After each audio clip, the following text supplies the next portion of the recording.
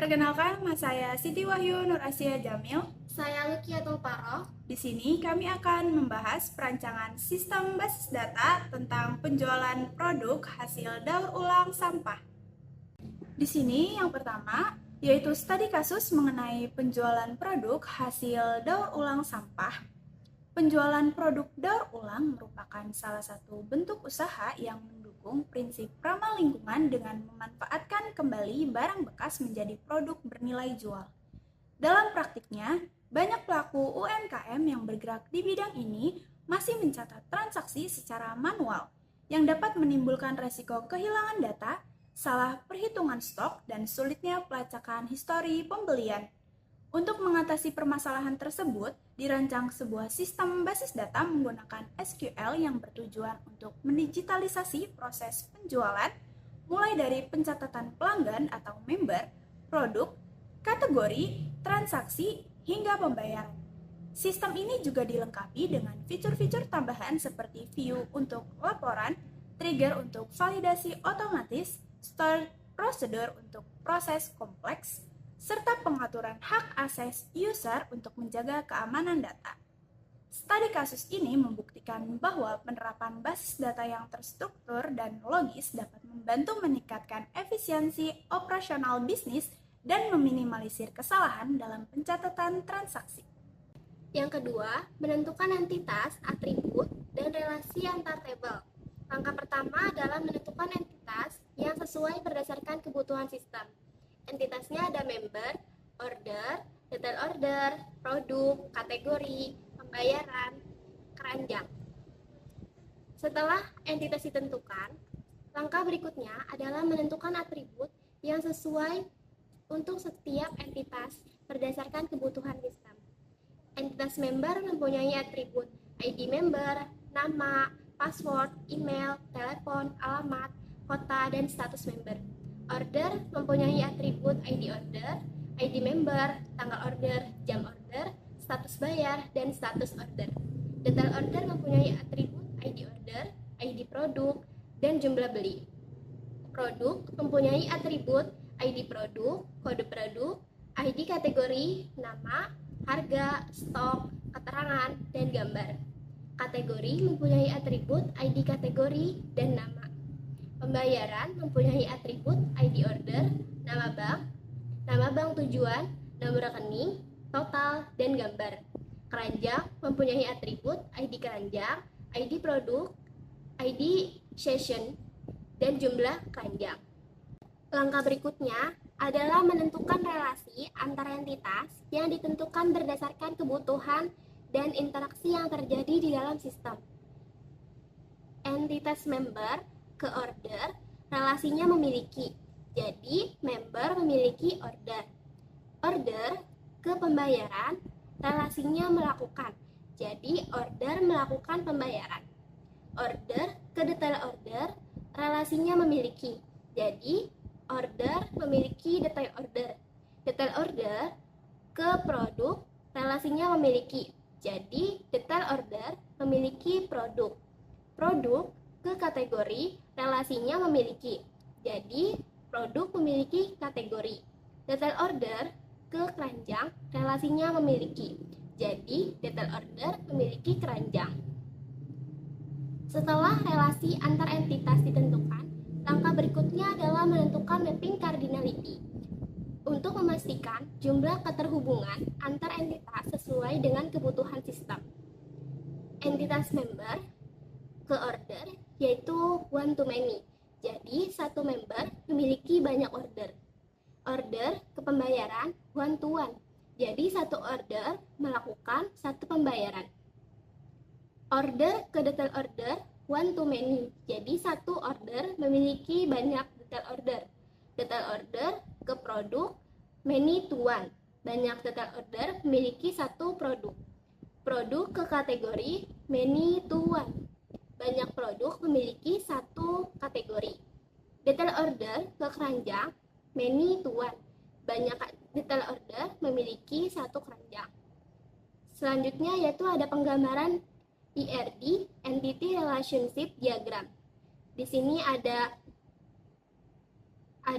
entitasnya, atribut, mapping cardinality, serta relasinya. Yang ketiga yaitu implementasi SQL. Di sini kita menggunakan software MySQL Workbench. Langkah pertama yaitu membuat database. Di sini kita menggunakan perintah create database penjualan daur ulang. Penjualan daur ulang yaitu nama database-nya. Yang kedua, kita itu membuka database yang telah dibuat menggunakan perintah use penjualan daur ulang. Selanjutnya, membuat table. Di sini kita menggunakan perintah create table. Di sini salah satu contohnya yaitu membuat table member dengan menggunakan perintah create table member, ID member, dan sebutkan tipe datanya, primary key, terus nama, varchar 50, password varchar 50, email varchar 50, telepon, varchar 15, alamat teks, kota, varchar 40, dan status member varchar 20.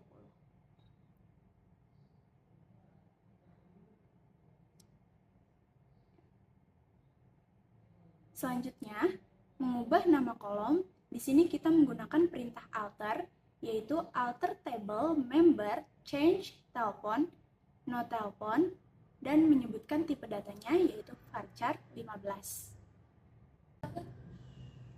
Selanjutnya, menambahkan data pada tiap table menggunakan perintah insert. Di sini kita mengambil contoh satu table member, yaitu menggunakan insert into member values dan memasukkan isi datanya. Selanjutnya, mengubah harga yang ID produknya P001 menggunakan perintah update, yaitu update produk set harga 120.000 where ID produk P001. Selanjutnya, menghapus salah satu isi pada table menggunakan perintah delete, yaitu delete from keranjang where ID keranjang KR003. Selanjutnya, menampilkan keseluruhan pada table menggunakan perintah select, yaitu select bintang from orders.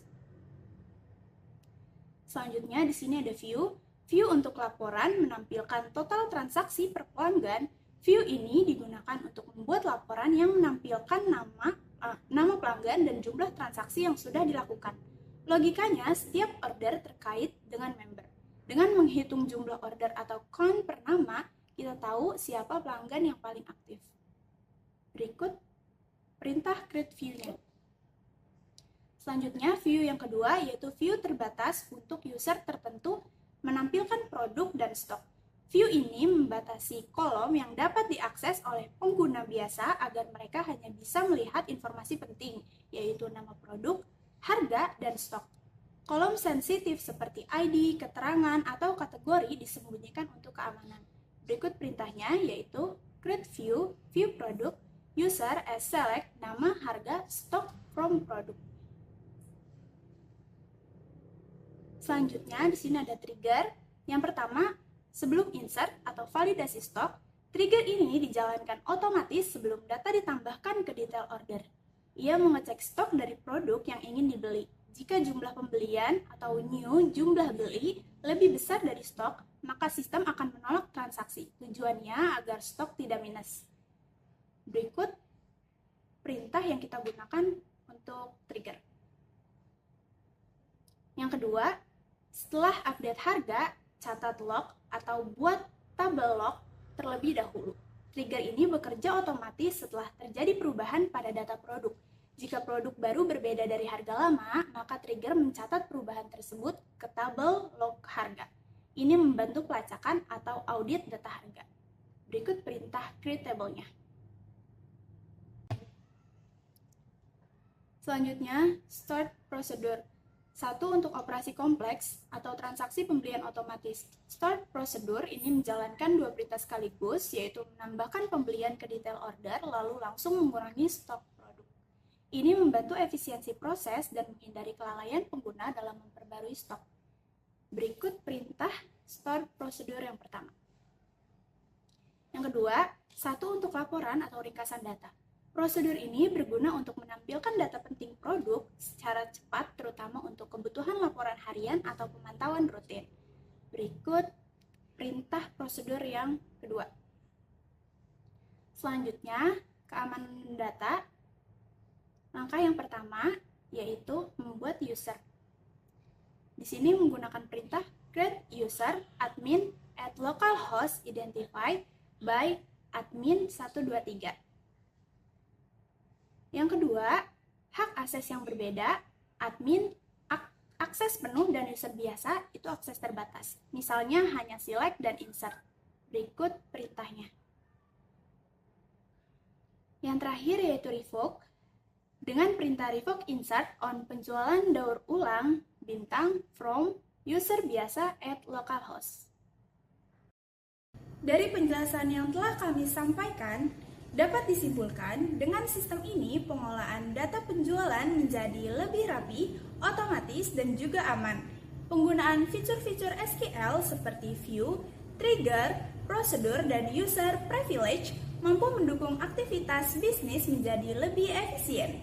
Sistem ini masih bisa dikembangkan ke aplikasi berbasis web atau mobile di masa depan. Demikian presentasi dari kami mengenai proyek sistem basis data penjualan hasil daur ulang sampah. Terima kasih atas perhatiannya. Wassalamualaikum warahmatullahi wabarakatuh.